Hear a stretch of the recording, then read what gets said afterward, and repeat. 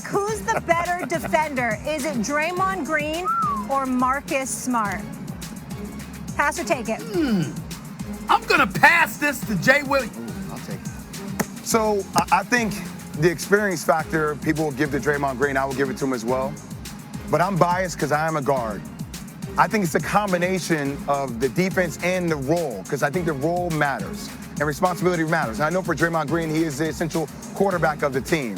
But I think Marcus Smart, Defensive Player of the Year, for a guy who's 6'2", 6'3", is out of this mind. The effort that it takes to sustain the pressure that you put on the ball the entire length of the court, to guard a guy like Stephen Curry, to have the physical toughness that he's had in these moments, I would have to go with Marcus Smart in this situation, because I think Marcus Smart has to deal with all these other things, initiating the offense, and the experience isn't there to the same degree that it is for Draymond Green.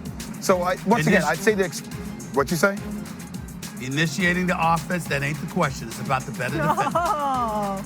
So my answer, Stephen A. Don't get frustrated. I'm not getting frustrated. I just took a second to pause. I just took a second to pause to compose myself, to not let Stephen A. get underneath my skin. My answer would be Marcus Smart, because of his ability to apply full court pressure, because of his ability to turn you on the perimeter. I don't see Draymond Green having those same skill sets. I see him more as a traditional big who can guard in the shot clock situations. Well, in this particular instance, I think you are wrong.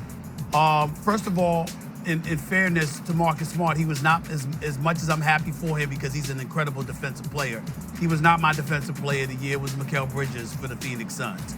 Having said all of that, Draymond Green would have been right there if he didn't miss so many games once he went down due to his injury earlier in the season. I think he had missed about 32 games, something along those lines. He missed a big chunk of games. Nevertheless, I look at Draymond Green as an undersized dude who is constantly called upon to defend bigger individuals constantly. And he vacillates back and forth. One time it's a bigger individual. Another time it's somebody that might be out on the perimeter.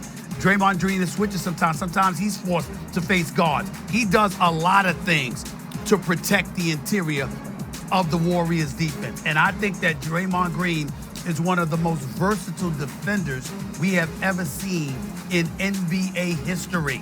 I have him as a better defender than Marcus Smart. All right, let's get GQ in here. No, I can't believe that I'm actually agreeing with Stephen A., but it does happen every now and then. I agree with you because I do think Draymond Green, they're different defenders. I think his overall impact on this Warriors defense historically has been greater than Marcus Smart. I also agree with Jason Williams to a degree because I think guards and their defense and perimeter defense as it is gets undervalued by all of the metrics because all of the metrics favor blocks, favor steals, favor deflections, favor defensive rebounding. And obviously big guys have an advantage in all of those metrics, but specifically with defensive rebounding. It's why Rudy Gobert grades out so well analytically year to year. Draymond, specifically playoff Draymond, is as good of a defender as we've seen in NBA history. I firmly believe that. And the fact that he only has a Defensive Player of the Year award is a travesty. So you agree with Stephen A. Say it. Well, I say it. Don't antagonize me. Say it again. You tell me I'm getting angry. I know. You tell me. I agree with Stephen A. He knows what he's doing. Everybody knows what he's Yeah. What's up, Draymond? How are you? I'm good. How are you doing? Fantastic. All right, so you're fantastic. What did you see over the past couple days? You wanted to look at some film. They got a lot of threes. They had a lot of assists on a lot of buckets. What's the answer to what Boston I did? think we just have to play with more force on the defensive end. I think, there were times in the game where they didn't feel us. And when you're playing against a great team at this level, at this point in the season, they have to feel you every possession. And I think there were times where they didn't. And then once you allow them to get a rhythm, due to them not feeling our pressure, then it's tough to stop. And I think, it's easy to go back and look at the shots in the fourth quarter and be like, man, they started hitting. But the reality is some guys got comfortable early in that game. And once you get a guy comfortable, it's hard to break that rhythm. So we just have to make sure they feel us every possession. First row, Mark Medina. Hey, Draymond, good to see you. Mark? Good to see you too, brother. Yeah, thank you.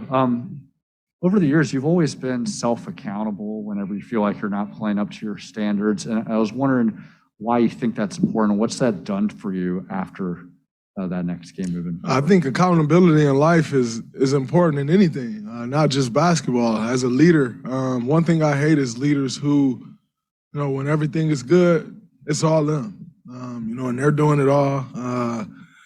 They're making everything happen, and when stuff hits the fan, it's everybody else's fault. As I've said before, we call those front runners, and we don't do that. So you take it on the chin. That's how I've always been taught my entire life. And for me, I understand that, ultimately, if I play well, we win. And if I don't, we still can. But if I do, we win. So that falls on me. And, like I said, you have to accept your role in things and have some accountability, or none of this works. Nobody's accountable. If I can't hold myself accountable, I can't hold Jordan Poole accountable. I can't hold anyone else, for that matter, accountable if I can't look in the mirror and hold myself accountable. Third row, second seat. Hey, Dre. Hello, Melissa. How you doing? I'm great. You tweeted some of the stuff that you've been hearing, some of the noise out there. I'm just curious, after a loss like that, what is it like to be on Twitter and, at this point in your career, obviously 3 championships, I'm sure it doesn't affect you that much, but what does go through your mind when you hear all that stuff? To be honest with you, I don't really read my Twitter, so I was just saying stuff that I know people would say. I don't really read people's tweets. If I'm going to tweet, sometimes you may go to Twitter and see a couple things, but I didn't read anything. I just know how people are. I know what trolls do, and those are the things that they would say. It's like, oh man, you tweeted, you should be watching film for 24 hours. Or like, you tweeted, you should be in the gym shooting for 24 hours because that's incredible for your body. Like, people just, but that's what happens. You give people a voice and a platform to speak, and they really don't know what they're talking about. And so, like, in their mind, it's like, you should be in the gym shooting 24 hours, but then where will my legs be to shoot in 24 hours? Like, it don't work that way. And so I was just kind of poking fun at the trolls because I knew what they would say. Not so much that I saw what they were saying, but they're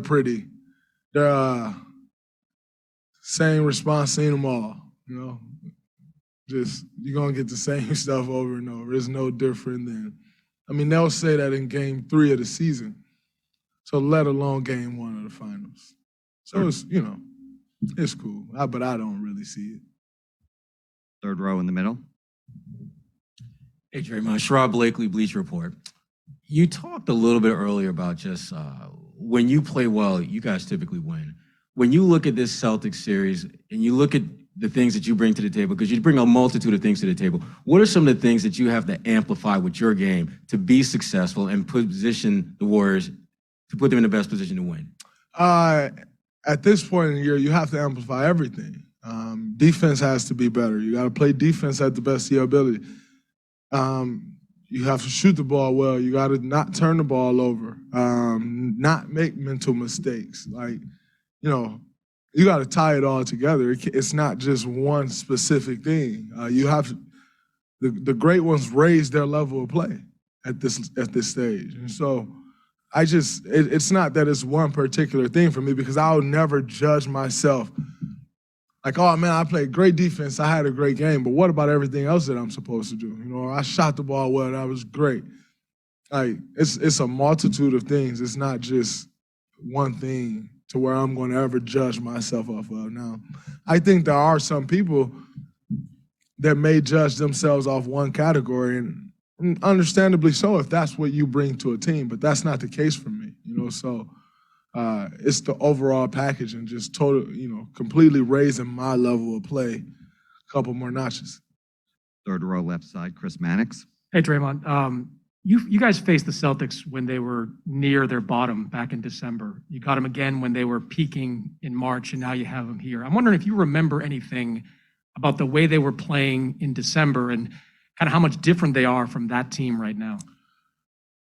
I think they're just more sure. I think their lineups are more solidified. They know they know what they're going to. They're just more sure of themselves. And, they've had time to put it all together. You see them in December. It's a new coach. A couple new guys on the team. They made some trades. Derek White's a huge piece of that. He came in on the trade. Tice, who's been huge for them all playoffs, came in on the trade. So they made some adjustments to their roster.